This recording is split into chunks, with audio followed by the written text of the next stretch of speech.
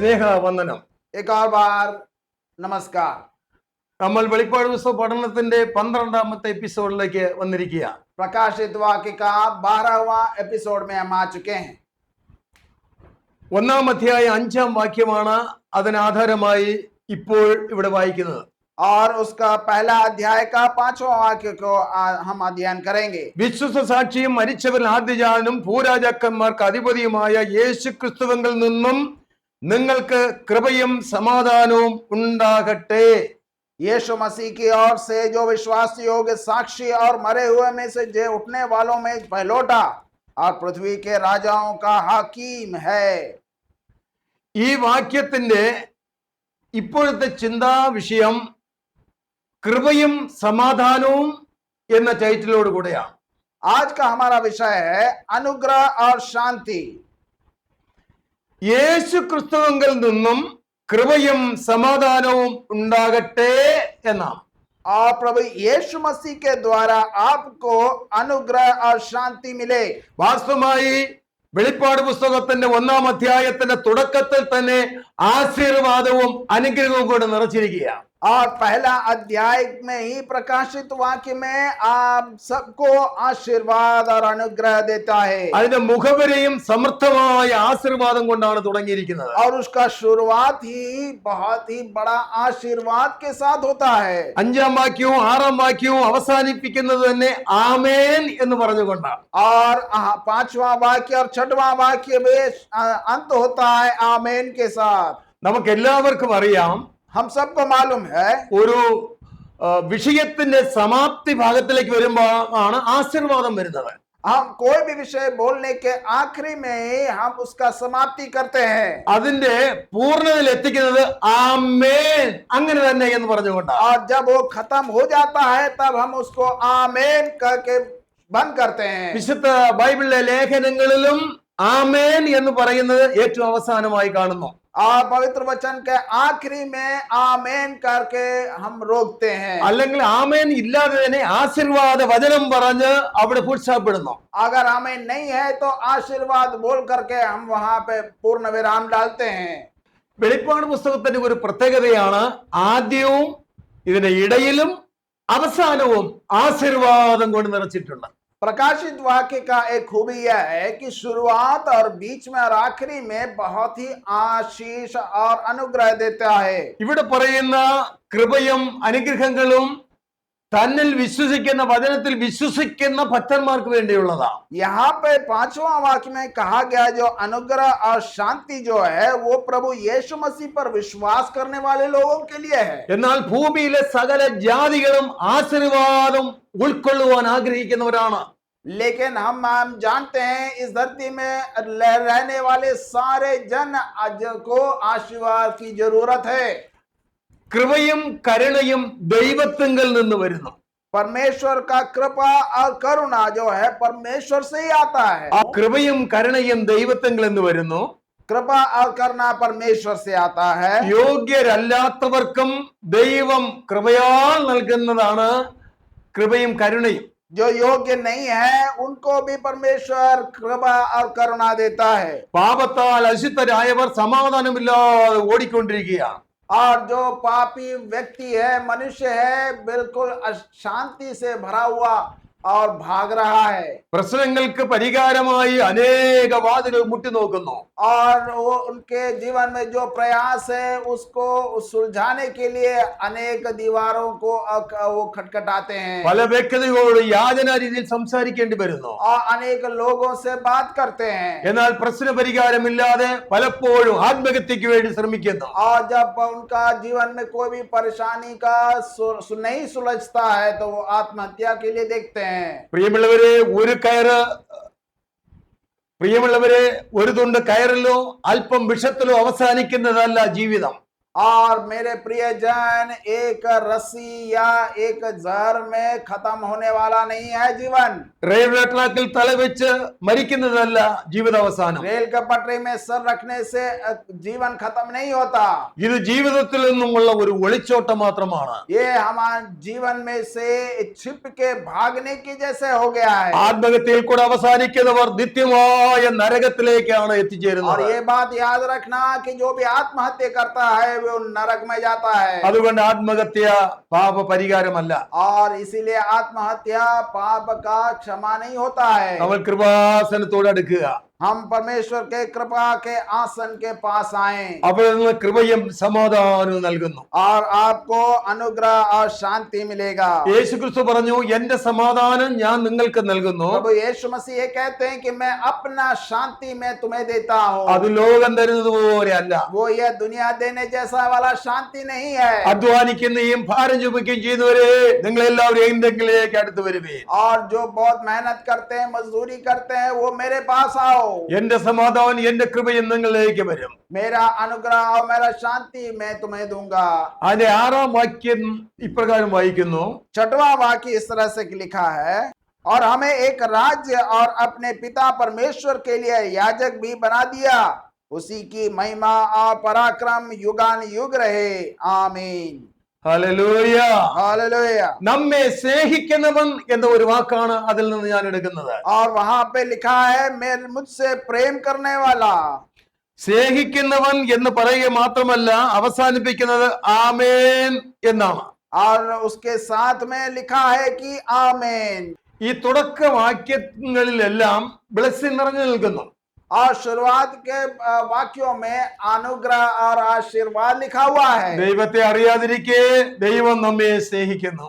और परमेश्वर को हम नहीं जानते थे, फिर भी परमेश्वर हमसे प्रेम किए। ദൈവസ്നേഹം നിത്യസ്നേഹമാകുന്നു. परमेश्वर का प्रेम अनंत काल का प्रेम है। സ്നേഹം പാപങ്ങളുടെ ബഹുത്വത്തെ മറയ്ക്കുന്നു. और परमेश्वर का प्रेम पाप को ढक देता है। എഫേസ്യർക്ക് എഴുതിയ ലേഖനം 3-ാം അധ്യായം 18-ാം വാക്യം ഒന്ന് വായിക്കാം. एफिसियों का पत्र उसका 3रा अध्याय में ऐसा लिखा है, ദൈവസ്നേഹത്തിന്റെ ആഴത്തെ കുറിച്ച് അവിടെ പറഞ്ഞിരിക്കുകയാണ്.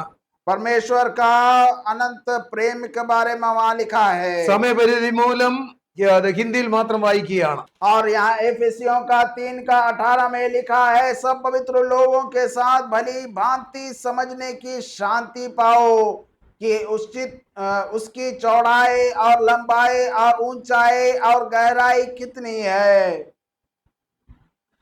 ഇവിടെ ദൈവസ്നേഹത്തിന്റെ ഉയരവും ആഴവും നീളവും വീതിയും കുറിച്ച് പൗലോസ്ലീഹ പറയുകയാണ്. और यहाँ परमेश्वर के प्रेम जो का उसका चौड़ाई, लंबाई, ऊंचाई और गहराई के बारे में बता रहे हैं। ഭൂമിയിലെ സകല ജാതികളും അതേ മനുഷ്യർക്കെയും ദൈവത്തിന്റെ സൃഷ്ടിയാണ്. और इस धरती में जितने जन पैदा हुए हैं और जो पैदा होने वाले हैं, सारे मनुष्य परमेश्वर की सृष्टि हैं। ദൈവത്തിന്റെ സൃഷ്ടികൾ എന്ന് പറഞ്ഞാൽ ദൈവം തന്റെ ജനത്തെ സ്നേഹിക്കുന്നു. और परमेश्वर अपने जन का प्रेम करता है। സ്വർഗീയ പിതാവിനെ അപ്പനെ സ്നേഹിക്കാത്ത മക്കളാകുന്നുവെങ്കിൽ പോലും ദൈവം നമ്മെ സ്നേഹിക്കുന്നു. हम परमेश्वर के पुत्र होने इसके बाद भी हम कभी परमेश्वर से प्रेम ना भी करें, लेकिन परमेश्वर हमसे प्रेम करता है। ദൈവസ്നേഹത്തിന്റെ ഉയരം എന്ന് പറയുന്നത് സ്വർഗാദി സ്വർഗം വരെയും എത്തുന്ന और നിത്യസ്നേഹമാണ്. परमेश्वर का प्रेम का ऊंचाई को हम देखेंगे तो वो स्वर्ग की ओर जाता है। പാപത്തിലും കുഴഞ്ഞ ചേറ്റിലും കിടക്കുന്ന മനുഷ്യനെ തേടി സ്വർഗത്തിൽ നിന്നും താണലോകത്തിലേക്ക് വന്നതാണ് ദൈവത്തിന്റെ സ്നേഹത്തിന്റെ ആഴമെന്ന് പറയുന്നത്. और परमेश्वर का प्रेम पापी मनुष्य को बचाने के लिए जब धरती पे आता है तो उसकी गहराई को दिखाता है। രക്താംബരം പോലെ കടുംചുവപ്പായിരുന്ന പാപത്തെയും ഹിമം പോലെ വെളുപ്പിക്കുന്ന ദൈവസ്നേഹമാണ് ദൈവത്തിന്റെ സ്നേഹം. और अशुद्ध पापियों को शुद्ध करके परमेश्वर प्रभु यीशु मसीह के लहू से शुद्ध जब करते हैं तो वो परमेश्वर का प्रेम दिखाता है। ദൈവസ്നേഹത്തിന്റെ വീതിയും നീളവും എന്ന് പറയുന്നത് ഉത്തര ധ്രുവം മുതൽ ദക്ഷിണ ധ്രുവം വരെയുമാണ്. और परमेश्वर का प्रेम का लंबाई और चौड़ाई जब आप देखते हैं तो वो पृथ्वी के उत्तरी ध्रुव और पश्चिम ध्रुव के जैसा है। ക്രൂശിൽ ഏലോഗി ഏലോഗി ലമ്മ ശബത്താനി എന്ന ഉറക്ക നിലവിളിയോടുകൂടെ ക്രൂശിക്കപ്പെട്ട ക്രിസ്തുവിലേക്ക് നോക്കുക. जब हम प्रभु यीशु मसीह जो क्रूस में था, येलो येलो शबकदानी जो कह करके वो बोलते हैं, ഈ ക്രൂശിന്റെ ആ സിമ്പൽ നിങ്ങൾ ഒന്ന് നോക്കിക്കേ. और इस क्रूस का उस सिंबल को आप देखिए, ആ ക്രൂശിന്റെ മുകൾ ഭാഗം സ്വർഗത്തോളം ഉയർന്നതാണ്. और वो क्रूस का ऊपरी भाग जो है स्वर्ग की ओर जाता है, അതിന്റെ താഴ്ഭാഗം പാതാളത്തോളം താണതാണ്. और उसका जो निचला भाग है वो पाताल की ओर जाता है. ആ ക്രോസിന്റെ ഭാഗത്തോട് നീണ്ടു കിടക്കുന്നത് ഭൂമിയുടെ ഒരറ്റം മുതൽ മരറ്റം വരെയുമാണ്. और उसका चौड़ाई जो है पृथ्वी का एक छोर से लेके दूसरे छोर तक जाता है. അതാണ് ദൈവസ്നേഹത്തിന്റെ നീളവും വീതിയും. और वो है परमेश्वर का प्रेम का लंबाई और ऊंचाई.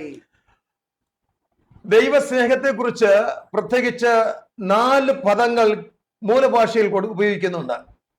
परमेश्वर के प्रेम के बारे में 4 बातें यहाँ कहा गया है. ദൈവസ്നേഹത്തെ കുറിച്ച് മനസ്സിലാക്കുവാൻ ഗ്രീക്കിൽ 4 പ്രധാന പദങ്ങൾ ഉപയോഗിക്കുന്നുണ്ട്. परमेश्वर के प्रेम को अगर हमें समझना है तो ग्रीक भाषा में प्रेम के 4 अर्थों को हमें समझना है. ജോർജ്, ഈറോസ്, ഫീലിയ, അഗപ്പെ എന്ന 4 പദങ്ങളാണ്. ये 4 वाक्य ऐसे हैं: स्टोगे, फिलियो, ഈറോസ് और अगापे. കുറ്റവും കുറവും പാപവും ഉള്ള ഒരു വ്യക്തിയെ സ്നേഹിക്കുന്ന സ്നേഹമാണ് അഗാപ്പെ. और पापी मनुष्य जिस पर बहुत सारे कमियां हैं उनको प्रेम करने को बोलते हैं अगापे प्रेम. അയോഗ്യനെ സ്നേഹിക്കുന്ന സ്നേഹമാണ് അഗാപ്പെ. जो अयोग्य है उनको प्रेम करना वो है अगापे प्रेम. മറ്റ് 3 പദപ്രയോഗങ്ങളിലും പക്ഷി മൃഗാദികളിലും ജാതികളിലും കോമൺ ആയിട്ടുള്ളതായ വാക്കാണ്. बाकी 3 प्रेम जो है पशु पक्षियों जाति लोग के बीच में होता है. ഒരു വ്യത്യാസവുമില്ല. നാം എല്ലാവരും പാപം ചെയ്ത് ദൈവ തേജസ് ഇല്ലാത്തവരായി തീർന്നു. और हम सब एक जैसे हैं, हम सब पाप किए हुए हैं व्यक्ति लोग हैं. നഷ്ടപ്പെട്ടതായ സമാധാനവും സ്നേഹവും തേജസ്സും തിരികെ നൽകുവാനാണ് യേശുക്രിസ്തു ഭൂമിയിലേക്ക് വന്നത്. और हमारा प्रेम जो नष्ट हो गया है उनको वापस देने के लिए प्रभु यीशु मसीह इस जगत पे आए. ക്രൂശിലെ യേശുവിന്റെ പരമയാഗത്തോടുകൂടെ क्रूस में जब प्रभु यीशु मसीह का वो अपना जीवन को त्याग देते हैं, ആ യേശുവിന്റെ ശരീരത്തിൽ നിന്ന് ചൊരിഞ്ഞ പുണ്യാഹ രക്തത്താൽ और उनके शरीर से जब उनका खून बहता है, തന്നിൽ വിശ്വസിക്കുന്നവരുടെ പാപം പോക്കി ശുദ്ധീകരിക്കപ്പെടുന്നു. और उन पर जो विश्वास करने वाले लोगों का पाप का क्षमा वहां धुल जाता है. ജന്മനാലുള്ള പാപവും കർമ്മപാപവും എല്ലാം ശുദ്ധീകരിക്കപ്പെടുന്നു. और जो पाप उनके जन्म से आता है और जो कर्म करके पाप हो जाता है दोनों धुल जाता है. അങ്ങനെ ആന്തരികമായ ദിവ്യ സ്നേഹം നൽകുകയാണ്. और वो एक व्यक्ति के अंदरूनी भाग में परमेश्वर का प्रेम उतर आता है. യേശുവിന്റെ വിലയേറിയ രക്തം സകല പാപവും പോക്കി ശുദ്ധീകരിക്കുന്നു. और प्रभु यीशु मसीह का खून जो है सारे पापियों का सारा पाप धो डालता है. പ്രിയമുള്ളവരെ, നീ പാപിയാണെന്നും അശുദ്ധനാണെന്നും പറഞ്ഞ് നീ പിന്മാറി പോകണ്ട. अब मेरे प्रियजन, तुम पापी हो बोल करके तुम वापस मत जाना. പാപിയെയും അശുദ്ധനെയും സ്നേഹിക്കുന്ന ഒരുവനുണ്ട്. യേശു നിന്റെ അടുക്കിലേക്ക് വരികയാണ്. पापियों को प्रेम करने वाला प्रभु यीशु मसीह आपके पास आ रहा है. ഈ ഭൂമിയിലെ ഏത് ജാതിയനും ഏത് വിജാതിയനും ഏത് വിശുദ്ധനും എല്ലാ രക്തത്തോടും ചേരുന്ന രക്തമാണ് യേശുവിന്റെ രക്തം. और हर जाति हर कास्ट के लोगों के लिए एक ही व्यक्ति है जो हमारा पाप धो सकता है, वो है प्रभु यीशु मसीह. പാപത്തിന് ശമ്പളമാണ് മരണം. पाप का जो आखिर बात यह है वो है मृत्यु. മരണം എന്ന് പറയുന്നത് നിത്യമായ നാശം, നരകവുമാണ്. और मृत्यु का मतलब यह है अनंत काल तक हमारा नष्ट हो जाना. കർത്താവായ യേശുവിലുള്ള വിശ്വാസ നിമിത്തം ആ ദൈവസ്നേഹം നമ്മളിലേക്ക് വരുന്നു. और प्रभु यीशु मसीह का प्रेम के वजह से हम परमेश्वर का प्रेम में आते हैं. കർത്താവായ യേശുവിൽ വിശ്വസിക്കൂ. ആ ദിവ്യ സ്നേഹവും ദിവ്യ സമാധാനവും നിങ്ങളിൽ വസിക്കട്ടെ. आप प्रभु यीशु मसीह पर विश्वास करिए तो आप अनंत काल तक जीवित रहोगे. മകനെ മകളെ എന്ന വിളിയോടുകൂടെയാണ് കർത്താവ് കരം നീട്ടുന്നത്. और प्रभु यीशु मसीह कहते हैं मेरा बेटा मेरे बेटी. നീ പാപിയാണെന്നും പാപത്തിൽ അശുദ്ധനാക്കപ്പെട്ടവനാണെന്നും പറഞ്ഞും നീ ഭയപ്പെട്ട് നാശത്തിലേക്ക് ഓടേണ്ട. तुम पापी हो ये बोल करके तुम नष्ट हो जाओगे और इसलिए तुम गलत रास्ते में मत जाओ। നിന്നെ സ്നേഹിക്കുന്നവനായ കർത്താവ് നിന്റെ അടുക്കിലേക്ക് ഇതാ तुमसे വന്നിരിക്കുകയാണ്. प्रेम करने वाला प्रभु मैं हूं और मैं तुम्हारे पास आ रहा हूं। നിന്നിൽ ദിവ്യ സമാധാനവും കൃപയും പകരപ്പെടും. तुम्हारे अंदर में परमेश्वर शांति देना चाहता है ആ സമർപ്പണത്തോടുകൂടെ നിന്റെ ഹൃദയത്തിൽ യേശു വാഴും. और उस तरह से आपके हृदय में परमेश्वर वास करेंगे അങ്ങനെ കൃപയും സമാധാനവും നിന്നിൽ നിലനിൽക്കും. और उस तरह से अनुग्रह और शांति आपके जीवन में आ जाएगा। ഈ വാക്യത്തിൽ കൃപയും സമാധാനവും എന്ന് പറയുന്നത് ഏതൊരു വിശ്വാസിയിലും ഏതൊരു ഭക്തനിലും ഏതൊരു അപ്പോസ്തലനിലും ഏതൊരുവനിലും നീളാൽ നിലനിൽക്കേണ്ടതാണ്. और ये जो अनुग्रह और शांति है कोई भी पास्टर हो या विश्वासी हो उसके जीवन में अनंत काल तक बना रहता है। ഇത് നിത്യ സ്നേഹവും നിത്യ സമാധാനവുമാണ്. अनंत काल का शांति और प्रेम है ये। ദൈവസന്നിധിയിൽ സമർപ്പിച്ചു കൊടുക്കൂ. परमेश्वर के सामने अपने आप को सौंप दें। നിന്റെ ആയുസ് മുഴുവനും കരം പിടിച്ച് നടത്തുന്നതായ ബലവാനായ കർത്താവാണ്. आपके जीवन में पूरे जीवन में परमेश्वर आपके हाथों को पकड़कर आपको चलाएगा। ദൃഷ്ടി വെച്ച ആലോചന പറഞ്ഞു നൽകുന്നവനാണ്. आप बहुत ही अच्छा बातों को आप वो तुम्हें बताएंगे। ദൈവത്തിന്റെ ദിവ്യ സമാധാനം നിന്റെ ഇതിന്റെ ഉൾപ്പൂകളെയും വാഴുമാറാക്കട്ടെ. और परमेश्वर का शांति आपके जीवन में बना रहे। ദിവ്യ സമാധാനവും കൃപയും ഏവരുടെ മേലും ഉണ്ടായിരിക്കുമാറാകട്ടെ. परमेश्वर का शांति और अनुग्रह आप में बना रहे। God bless you. परमेश्वर आप सबको आशीष दे। ആമേൻ. आमीन।